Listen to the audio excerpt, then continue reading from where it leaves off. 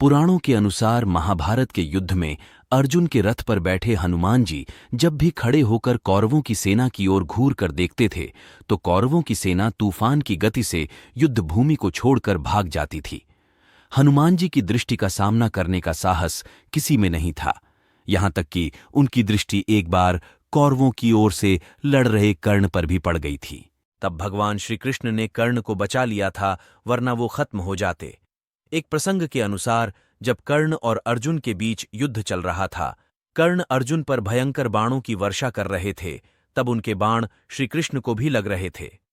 उनके बाण से श्रीकृष्ण का कवच कटकर गिर पड़ा था और उनके सुकुमार अंगों पर बाण लग रहे थे। रथ की छत पर बैठे पवनपुत्र हनुमान जी एकटक नीचे अपने आराध्य की ओर ही देख रहे थे। श्रीकृष्ण कवचहीन हो गए थे, कर्ण के बाण उनके अंगों को भेद रहे थे। हनुमान जी से यह सहन नहीं हुआ, अकस्मात वह गर्जना करके दोनों हाथ उठाकर कर्ण को मार देने के लिए उठ खड़े हुए।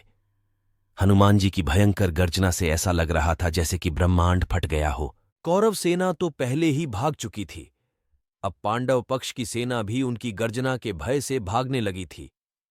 हनुमान जी का क्रोध देखकर कर्ण के हाथ से धनुष छूटकर गिर गया था।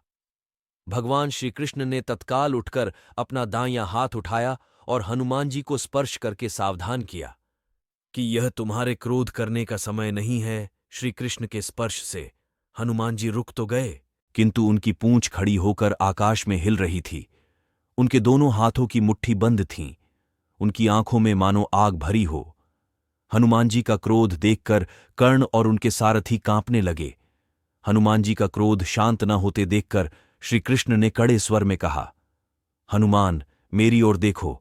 अगर तुम इस प्रकार कर्ण की ओर कुछ क्षण और देखोगे तो कर्ण तुम्हारी दृष्टि से ही मर जाएगा। यह त्रेता युग नहीं है, तुम्हारे पराक्रम को तो दूर, तुम्हारे तेज को भी कोई यहां सह नहीं सकता। तुमको मैंने इस युद्ध में शांत रहकर बैठने को कहा है।